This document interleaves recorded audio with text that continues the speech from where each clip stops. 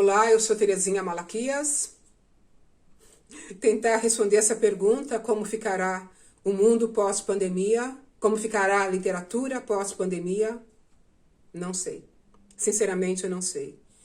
Mas como autora e como artista que sou, eu desejo muito que a literatura e a arte continuarão ocupando um lugar de destaque nas nossas vidas. Porque ambas nos ajudam sempre a crescer, a evoluir, pensar, refletir e construir, através da literatura e da arte, um mundo melhor, mais igualitário, mais justo, mais empático e mais diverso. Eu sempre acreditei e acredito cada vez mais no poder transformador da literatura e da arte. Oxalá que eu esteja realmente certa e que ela se fortaleça nas nossas vidas cada vez mais. E assim, aproveito para pedir, leiam autores, autoras independentes. Compre, conheçam, curtam, descubram trabalhos de artistas independentes. Muito obrigada.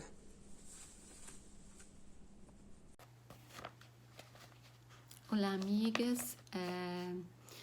Eu sou Vera Lúcia de Oliveira, sou escritora, professora universitária, vivo na Itália, na cidade de Perugia, e dou aula aqui na Universidade degli Studi di Perugia. Mando um abraço muito apertado e carinhoso para as companheiras do Mulherio das Letras de Portugal e para todas as amigas de tantos lugares do mundo que estão se encontrando nesse espaço privilegiado de diálogo.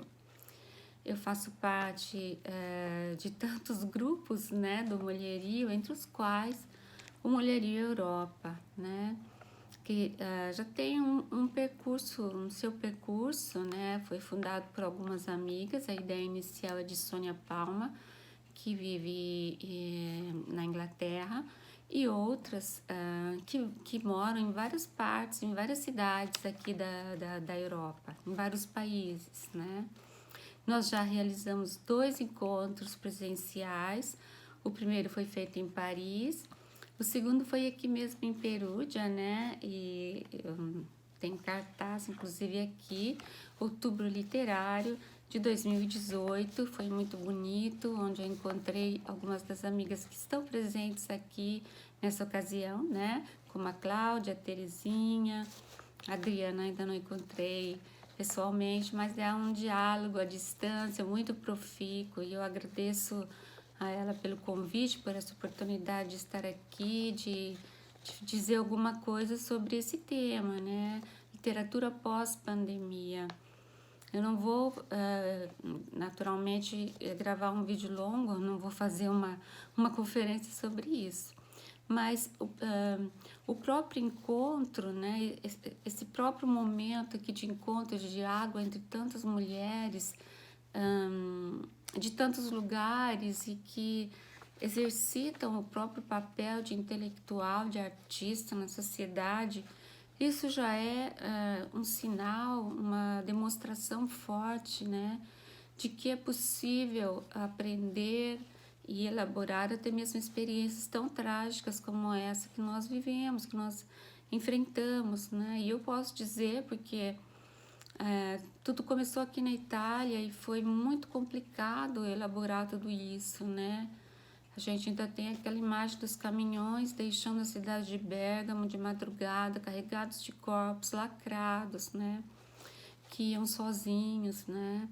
Então, é claro que esse tempo vai deixar em cada um de nós, em cada uma de nós, uma marca, uma cicatriz, né? Mas a cicatriz é um risco, a cicatriz é uma linha, né? E nela a gente pode também escrever, né? Ela também pode ser um traço de comunicação, né? Que nos una, que nos aproxime, né? A cicatriz é memória, né?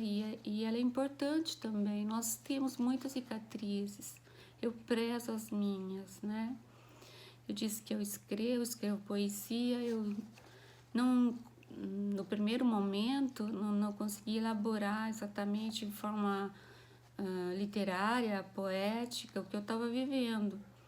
Mas a partir já do mês de, posso dizer, mês de maio, né, junho, julho, ainda estou trabalhando nisso, eu retomei a escrita, né? Então eu estou elaborando tudo isso em forma de poesia, e inclusive com uma linguagem assim que me surpreende. Claro que isso aqui ainda está em gestação, né?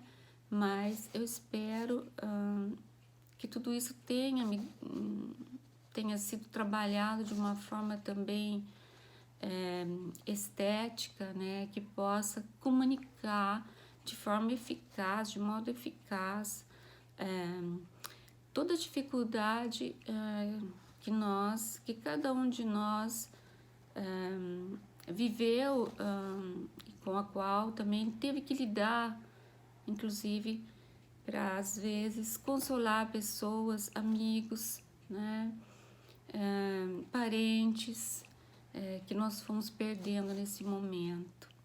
Então eu envio um abraço para vocês, envio muita força daqui. Eu moro na Úmbria, na terra de São Francisco, na terra de Santa Clara, de Santa Rita de Cássia, de São Bento da Norte, que é uma terra de muitos santos, é um lugar místico. E a gente sente essa energia que vem da natureza, da terra. Então, desse lugar aqui, eu envio para vocês um pouquinho dessa luz aqui, dessa energia, dessa força, dessa poesia que a gente percebe na beleza da natureza que me circunda, que nos circunda aqui. Então, um bom encontro para vocês. Muito obrigada de novo, Adriana. Saúdo as minhas companheiras, a Terezinha, a Cláudia e todas as amigas do Mulherio das Letras Europa, do Mulherio das Letras de Portugal, do grupão, né, do Mulherio das Letras que surgiu no Brasil e que foi congregando essa ideia belíssima que teve a Maria Valéria Rezende de fazer com que nós pudéssemos nos encontrar. E na verdade é uma ideia tão simples e tão potente, né, e tão forte, tão rica, né, mas a gente precisava de alguém como ela para dar o empurrão inicial. Então, obrigada a todos, um abraço muito grande. Olá, meu nome é Cláudia Marquisac, eu sou professora, escritora e psicóloga, faço parte do Mulherio das Letras e queria agradecer muito a Adriana pelo convite e a Vera e a Terezinha por esse debate que ia ser real, depois passou a ser virtual e por conta das questões da pandemia passou a ser gravado. É importantíssimo que a gente mantenha e cultive o hábito desses encontros, dessas possibilidades de encontro, ainda que distantes, né? Mas que são fundamentais para a gente parar, pensar, refletir e rever as nossas posições, ou confirmá-las, reavaliá-las, né? Porque o pensar é um bem precioso de todos. Antes, a gente veio falar aqui sobre a literatura pós-pandemia, né? Então eu queria antes falar um pouco sobre o mundo pandêmico, né? A literatura pandêmica, né? Porque a literatura está inserida dentro do mundo, né? E eu acho que a pandemia ela veio a lembrar aos homens, né, aos seres humanos, que nós somos seres vivos e que, assim como qualquer outra espécie do planeta, pode ser eliminada, né? Pode ser morta e pode sofrer como qualquer outra. né? Eu acho que o ser humano ele vinha num crescente de autossuficiência, de endeusamento, de valorização egóica muito forte, né? Não se olhava o outro, a empatia era um atributo descartável, né? Ninguém sou eu, é a minha opinião, é o que eu acho, o que o outro não me importa. E a gente veio parar no meio de uma pandemia, né? A pandemia veio parar, um vírus veio parar no meio da gente, mostrando que não é bem assim, que o outro importa sim, porque se o outro não estiver bem, você pode não estar bem, os seus entes queridos podem não estar bem, e que o mundo é feito para todos e não só para alguns, né? Isso é fundamental, isso é o grande aprendizado que não necessariamente será compreendido por todos, porque cada um tem seu tempo e sua abertura de aprender ou não, né? Com essa lição dolorosa que o mundo tá dando pra gente, né? O mundo pós-pandêmico, ele vai ser um resultado de tudo isso, né? Desses aprendizados, dessas reflexões, de tudo isso que o vírus nos proporcionou, esse isolamento social, essa falta do toque, né? Essa falta do contato real que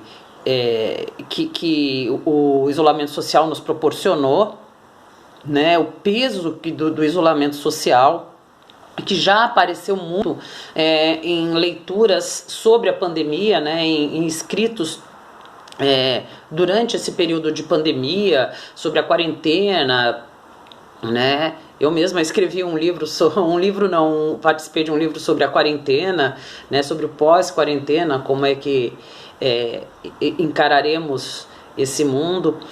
E eu acho que essa questão, né, da desigualdade foi um nervo aberto aqui pra gente. Então a gente está num mundo desigual em diversos aspectos, e a gente pode começar a pensar que a pandemia pode ser um momento para a gente refletir como diminuir essas desigualdades. Não acredito que pós-pandemia tudo se resolva automaticamente, porque o mundo não é feito automaticamente, né? O mundo é um processo de criações, recriações, destruições, recriações, e isso não há de eterno, né? Que a gente vê sempre, né? Repetindo infelizmente os mesmos erros, né? E a gente no mundo pós-pandêmico a gente pode ter essa oportunidade de reavaliar o mundo que a gente quer viver.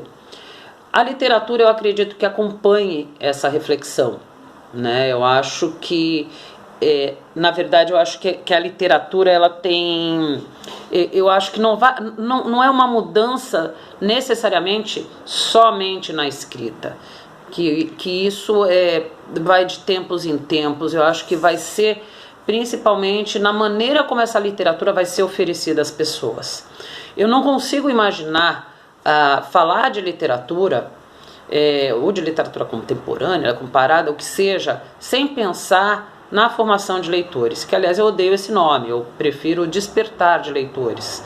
Cada pessoa tem em si um leitor em potencial, independente dessa pessoa ser um leitor de grandes clássicos, de ficção, de terror, de artigos científicos, ou até mesmo, né, a gente está numa fase de extrema leitura, né, porque a gente tem lido muito em relação às redes sociais, né, que são redes que tem a parte do live, tem a parte dos vídeos, mas também tem uma oferta de escritos, ainda que não literários, né, mas de leituras, né, em tempo real. E eu acho que tudo isso tem que ser pensado também. Apesar de tudo isso, né, dessas leituras não literárias, e elas fazem parte importantíssima da vida das pessoas na atualidade, principalmente nesses momentos em que nós não estamos podendo nos encontrar de uma maneira física, né? Eu acho que a gente precisa pensar todo escritor precisa pensar, toda editora precisa pensar no despertar desses leitores. E não se desperta depois de 100 anos, que nem a Bela Adormecida. A gente desperta o leitor quando esse leitor ele ainda está na infância. Então, no mundo pós-pandemia, eu acredito e não adianta, para mim não importa se essa editora só tenha títulos, não, mas é uma editora de público adulto, é uma editora científica, não importa. Você só vai ter um público adulto se você tiver um leitor que foi leitor criança, né? Que criou esse hábito de leitura criança, né? E para isso a literatura ela está tendo uma oportunidade de ser compartilhada, de ser discutida, de ser mostrada pela internet, que pode ser um grande mal ou um grande bem, como tudo na vida, né? Então eu acho que é uma oportunidade que a literatura está tendo de sair, de ter a questão de poder chegar aos leitores, né? E de poder despertá-los para esse prazer, para a leitura de fruição, para a leitura de diversão, para a leitura científica, para os diversos tipos de leitura que existem. Eu acho que é uma oportunidade que nós temos e que todos os envolvidos nessa grande bolha literária, né, que é uma outra questão que eu penso muito, que tenho pensado muito, é a questão das bolhas sociais, né, que por conta dos algoritmos tal, tem se tornado espaços nas quais as pessoas só vão interagir com seus iguais. Tudo bem que, psicologicamente falando, a gente sempre busca os iguais, né? Mas não necessariamente nessa proporção que a gente tem hoje. Então a gente automaticamente vai se fechando, vai criando uma bolha e só fala de literatura com quem fala de literatura. Só fala de infanto-juvenil com infanto-juvenil. Eu acho que a gente tem a porta do mundo nas nossas mãos e a gente eu acho que o mundo pós-pandêmico vai ser um mundo no qual a gente vai usar essa porta para abrir. E a gente precisa usar essa porta para abrir a todos, né? E eu falo do virtual porque eu acho que nos próximos anos a literatura virtual vai ganhar uma grande força. Não creio que ela vá substituir a literatura física, assim como o CD, os canais de streaming não substituíram o disco de vinil, a apresentação ao vivo, né, na música, né, ela só vai ser um meio, uma outra alternativa. E eu acho importante se pensar nisso, né, como escritora, como professora, né, eu acho que é uma oportunidade que nós temos aí para que a gente consiga impactar os outros pós-pandemia com uma literatura que chegue a todos, né? Seja virtual ou seja fisicamente, né? Eu acho que o virtual vai ter uma força pelas próprias condições da pandemia, né? Eu acho que vai haver uma valorização muito maior dos encontros físicos, né? Um resgate do toque, um resgate do olhar que a gente não tem nessa pandemia, do sorriso, né? Eu dou aula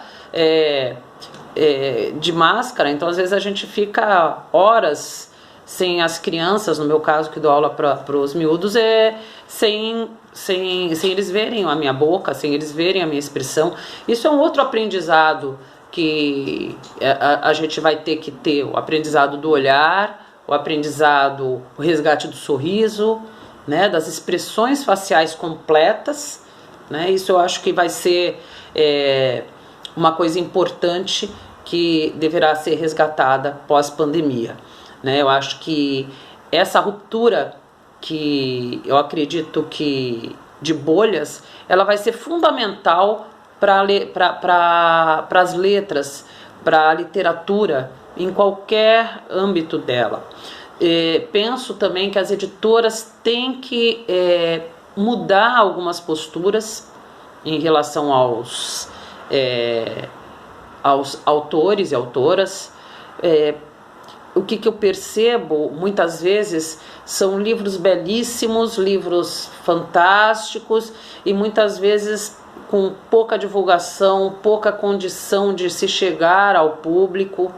E aí a gente volta à questão que eu coloquei no início, o despertar do leitor. Não adianta a gente tentar formar público com pessoas com 30, 40, 50 anos, se essas pessoas não leram quanto pequenas e não adquiriram o hábito, prazer, não é nem o hábito, é o prazer da leitura ainda pequenos. Então eu acredito que a grande oportunidade da literatura pós-pandemia vai ser romper essas bolhas, ser esse instrumento de ruptura, né, para as bolhas, para expor essa possibilidade que a gente tem de refletir sobre essas questões de desigualdade. E desigualdade eu não falo só na questão de desigualdade de gênero, social, na desigualdade como um todo. Esse é o grande mistério, né? A gente é desigual, a gente não é igual, mas a gente não é igual, mas a gente não pode ser desigual, né? Isso é um grande mistério aí que a gente tem que romper. Eu acho que a literatura pós-pandemia, ela deve ser uma literatura de libertação, de poder libertar os escritores, os autores, editores, os leitores das amarras que nos colocam. Por que as crianças que vivem em estado, né, que não têm acesso à informação, lembrando que nem toda informação é conhecimento, né, que ela não pode chegar através de um celular, né, de uma visita de um autor a esse local, de uma comunicação virtual, né, entre autor e leitor. Esses canais têm que ser abertos. E eu acho que essa vai ser a grande lição da pandemia. Vejo também a questão dos e-books, não só como uma questão de pós-pandêmica, mas também ambiental, né? A questão das livrarias que estão se reinventando. Eu já percebo muito movimento de livrarias que tiveram que fechar e se reinventaram. Na minha antiga cidade, Santos, em São Paulo, a Livraria Realejo tem feito um trabalho de entrega de livros fantástico, de curadoria, de atendimento ao cliente, que é uma coisa sensacional. E eu acho que esse repensar na nossa posição como autoras no mundo, como pessoas produtoras de cultura, é importante que essa cultura, que essa literatura, que esse prazer da leitura chegue a todos. E, lógico, não só isso, mas que isso é o fundamental. Eu acho que é um grande passo aí para que a gente possa ter uma sociedade um pouco mais justa, no sentido de acesso à cultura, acesso ao conhecimento e novas oportunidades. Bom, eu acho uma pena que a gente não possa ter conversado pessoalmente. Gostaria muito que numa outra oportunidade a gente consiga estar ou fisicamente ou mesmo que virtualmente num contato, né, num diálogo e não num monólogo, mas que sirva para que a gente possa refletir e possa continuar nessa caminhada, nessa jornada, pelas letras, pela liberdade, pela igualdade e pela justiça. Um grande abraço, continuem lendo, continuem escrevendo. Obrigada, Adriana, Terezinha, Vera, que a gente agora mais próximas aqui, né, nessa região da Europa, que a gente possa um dia vir a se encontrar, né, e que a gente continue escrevendo e comunicando nossas ideias. Muito obrigada, Adriana. Mulherio, muito obrigada e um grande beijo a todas.